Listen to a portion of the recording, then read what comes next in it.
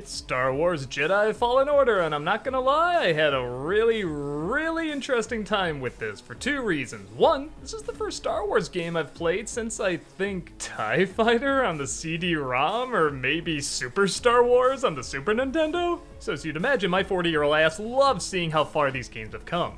Second, this is the first EA game I've played since Lord of the Rings, and I've heard a lot about how the reputation has changed in terms of business, but more importantly, glitches. And I'll be honest, it was kinda neat to finally see these EA glitches in full bloom, even years after it came out. Look at that glitch!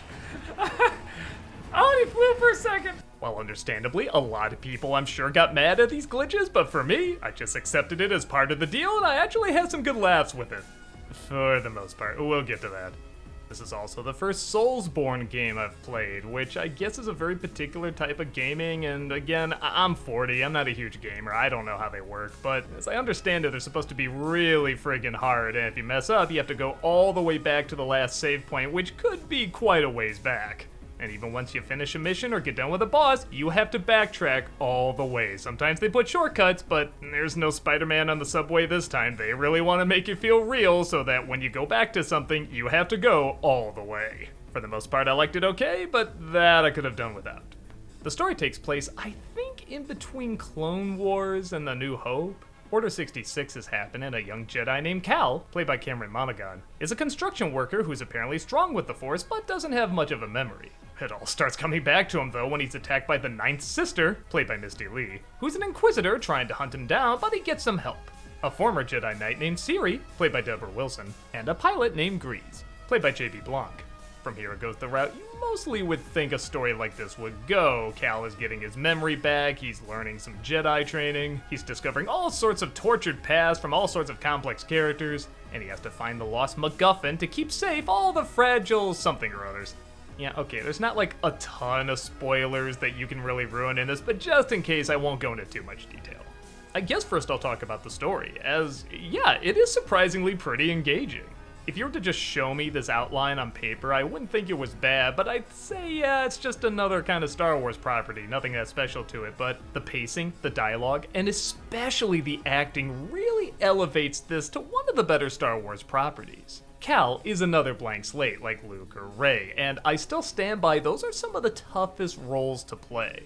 Now, blank slate doesn't automatically equal boring, but it can very easily if it's not played right. The idea of a blank slate is that you're supposed to imagine yourself in the role, which, as you'd imagine, works very well in video games, you're literally playing the part. But there also has to be something that makes the character stand out and be unique, so that's really tricky. Cameron does a pretty good job of this. Yeah, he's the typical good-looking dude, and you see his hair never gets messed up or anything like that, but his expressions and voice acting really do convey a lot. The supporting cast as well. I was really happy to see Deborah Wilson doing some serious work. I'm so used to seeing her on Mad TV and just remembering what a great talent she was, but I had no idea she could pull off drama this well. True, it doesn't help that her intense eyes are somehow too intense with some of the rendering and, like I said, some of the glitches, but her performance still comes across very strong. The Ninth Sister is one of the greatest villains in Star Wars history, and keep in mind, this is a long roster of great villains. She is structured like one of the great movie monsters. I'm not talking about something like the creature from the Black Lagoon or something like that. I'm talking about a Dracula or a Hannibal Lecter, one of those villains that slowly gets in your head and takes control. At first, you don't even see her face, you just hear this kind of creepy, happy voice, and yeah, that's already pretty awesome, and she's intimidating and everything. But then she takes her helmet off. Look at those eyes, those are some creepy as shit eyes.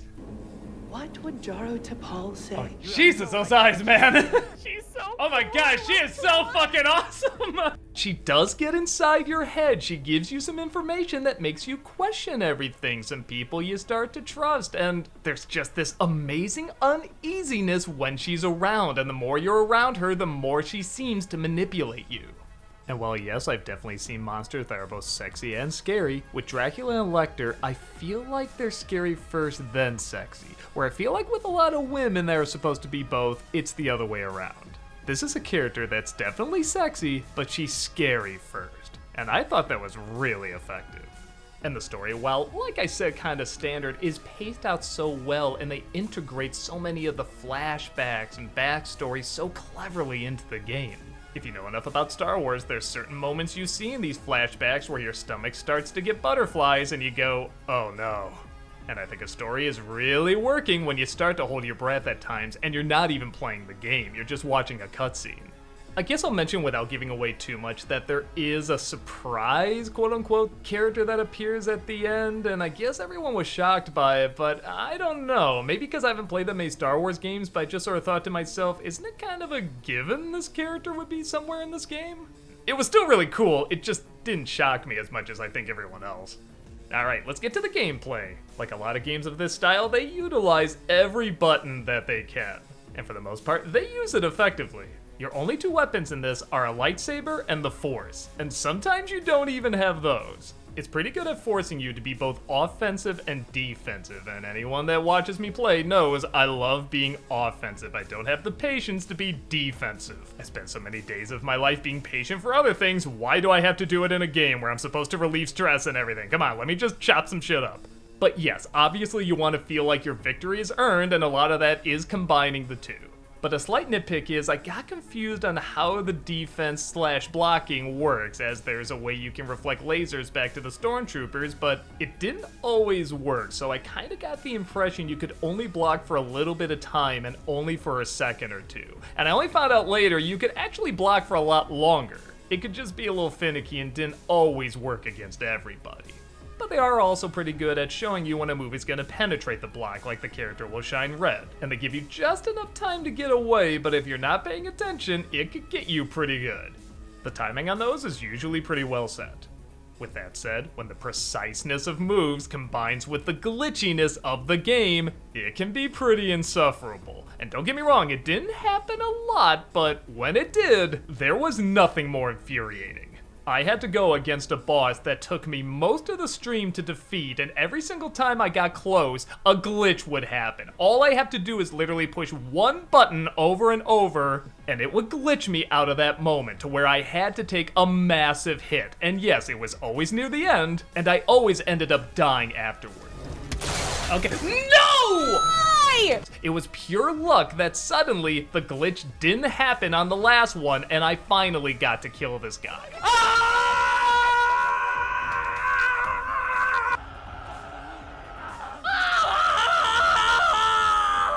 But again, that does kind of show there's a good variety of offensive and defensive in this, because with that one you had to use a lot of defensive, which I wasn't that great at. With the final boss, everyone thought it was going to take a lot longer because everyone said it was more difficult, but at least for me, if you do offensive, it wasn't as hard.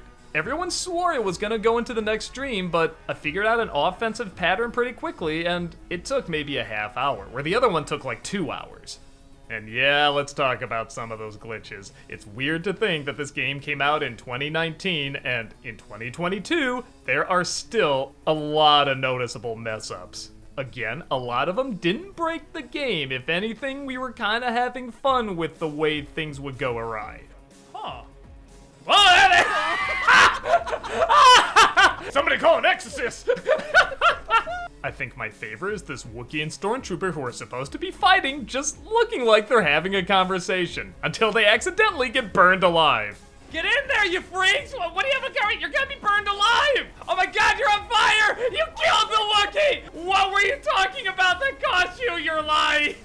But what seems unforgivable are the cutscenes, and I don't know, maybe it's because I'm not a game developer, but I just feel like this should be figured out by this point. Several years later, after it came out, the edges of these textures still have weird dark shadows. There's even one scene where a character uses sorcery to make the ship invisible, and the inside is literally invisible. I thought this was a stylistic choice, but no, the ship is supposed to be there and it just glitches out. And this is intentional, right? This isn't a glitch. You're not supposed to see the ship right now, right? Oh, Rock says no, this is a glitch. This happened to me too, but I also was playing. Oh, is that?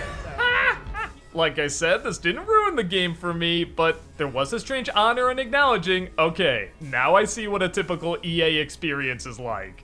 But a part of me does feel bad in saying that because these graphics really are impressive. I mean, these landscapes are really cool, and how big these worlds are really cool. There's a clever workaround, somebody told me, that whenever Cal is sneaking through this tight area, it's actually loading the next part of the game. That's a really clever workaround. I guess even when he's in the elevator, it's loading the next part, which, yeah, sometimes you can wait in there too long, and again, it does glitch sometimes. But I don't think that's enough to distract from how detailed and well laid out so many of these levels are.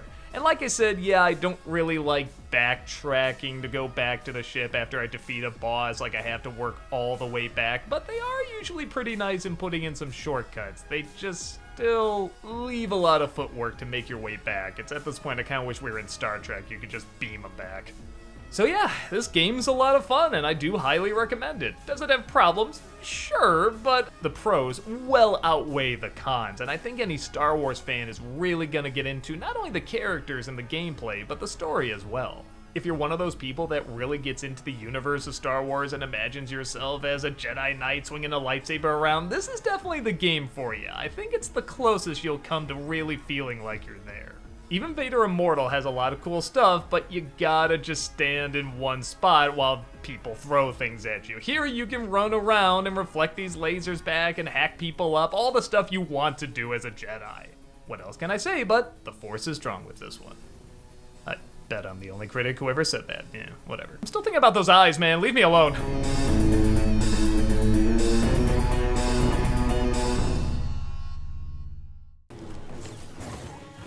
Chaplin, you are not helping right now! You're really not helping! You're wretched. Chaplin, god damn it! I'm giving you to another owner! Chaplin! What's wrong with you? Look at me while I'm talking to you! No, don't put your paw on me! This is not a sentimental moment!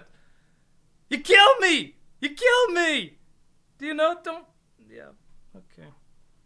Yeah, go to sleep.